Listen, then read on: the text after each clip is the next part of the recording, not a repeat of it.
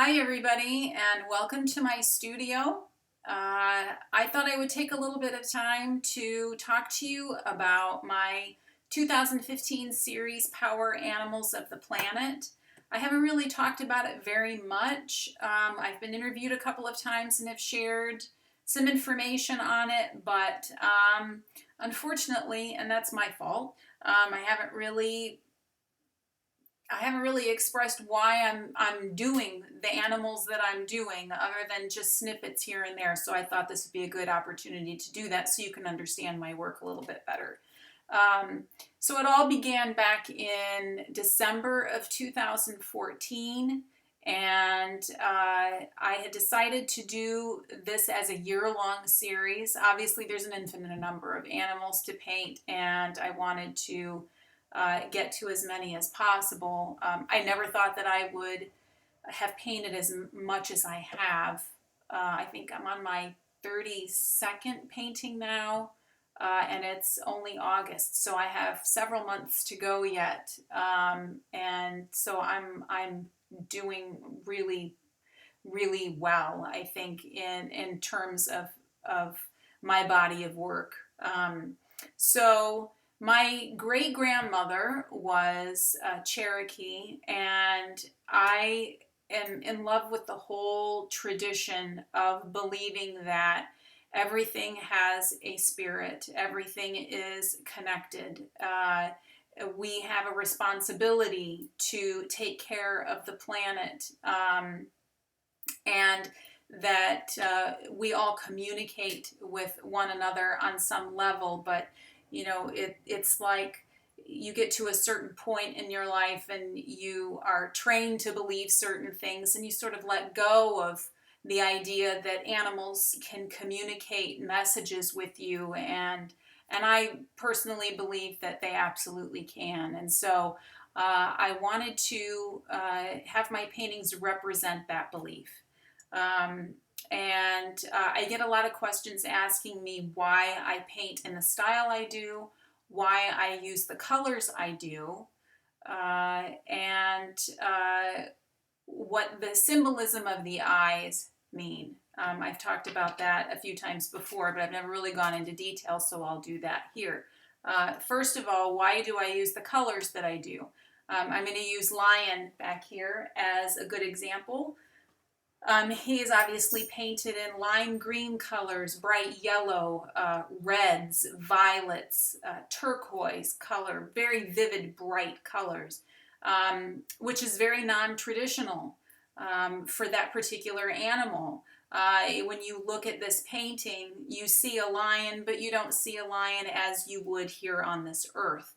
And that's done on purpose. The colors that I choose are to represent the spirit or essence of that particular animal. In addition, I paint the eyes of every animal in this series as realistically as possible, because it's the eyes that I want people to be able to connect with. Like, oh, I see that pair of eyes, and that looks like the eyes of a lion, or a giraffe or a fox. And that's the part that you connect with, the earthly presence of that animal's eyes. And then once you look at the rest of the animal, then hopefully you will connect to the spirit of that animal through these non-traditional colors. So that's really the reason why I do that, why I choose the colors that I do. So in addition to that, I get asked quite frequently, how do I decide on the animals that I paint? And truthfully, the animals kind of come to me. That may sound a little far-fetched, but that is honestly true. I either dream about that particular animal, or I come into contact with that particular animal over and over again, on any different level, either out in the wild or even on social media. I will see the same picture of a particular animal 4 or 5 times in one day, and I'll use that as a message that that is the next animal that I need to paint. Frog is a good example. Frog Spirit I painted several months ago, And not only did I dream about frogs, but the very next day I woke up and there was a frog chorus in my backyard, and it was very loud, and it was almost as though they were singing to me to paint them. So that is really how I choose the animals that I paint. That's also one of the reasons why I don't normally take commissions, because there's so many yet to do, and whenever I have an interaction with an animal, I put it on a list, and then when I get to that animal, I start painting it.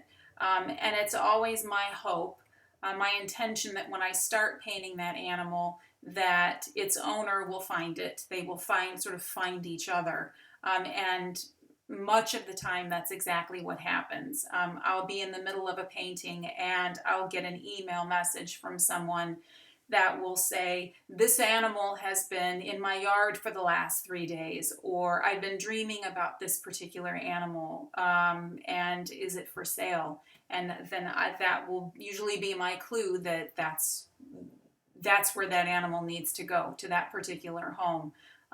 So they normally get sold before they are finished. So if you ever see a painting in progress on Facebook, I encourage you, if you want it, contact me. And usually whoever sees it first, I let sort of the universe take care of it. Whoever is meant to see it at precisely the time they see it, I figure that is the person that it's meant to go to. So if you happen to see an animal that I'm painting, unless I state that it's been reserved for somebody, which is generally not the case, because like I said, I don't do commissions very often, hardly at all.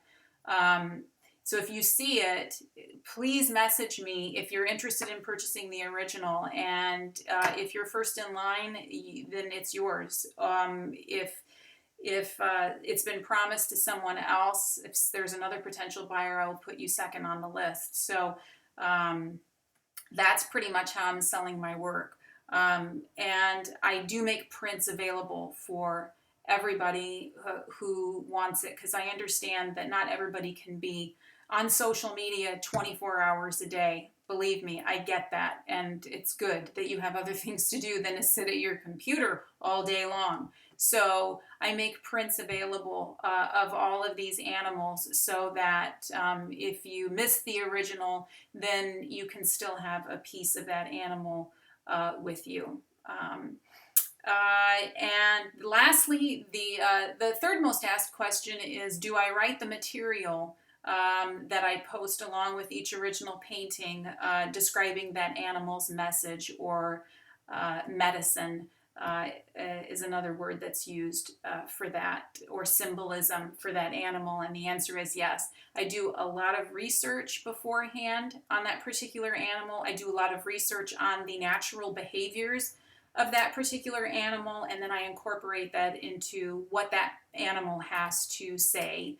For example, I just finished Flamingo not too long ago, and flamingos, for example, you know how they stand very tall and they balance on one leg with ease. So part of the message of that particular bird is that they know how to have balance in their lives. So when we see flamingo, then we are reminded, it is a reminder to us to find balance in our lives, and to incorporate work, but incorporate play too. Don't knock yourself off kilter, but find a balance so that you can be overall healthy and happy and at peace. That sort of thing. So I do a lot of research again on the animals, and it usually takes me a while to do the message of each animal, because I could say a lot and I kind of have to narrow it down to like one small paragraph.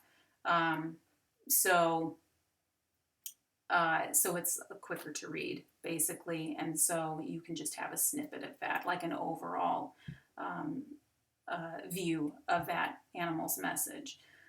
So that's really about it. I hope that you understand a little bit better about me and my process and the way that I work. And before I sign off, I just want to thank everyone on Facebook, on Instagram, everywhere else on social media that has really embraced my work and supported it. It is so satisfying and humbling, very meaningful to me that you have enjoyed seeing these pieces come to life. And nothing pleases me more than when these pieces find their owner and send me pictures of these animals in their home, and I know they're being loved and enjoyed, and it's just so satisfying, and I'm so grateful to all of you. So if you have any other questions, anything that I haven't answered, please feel free to connect with me on Facebook.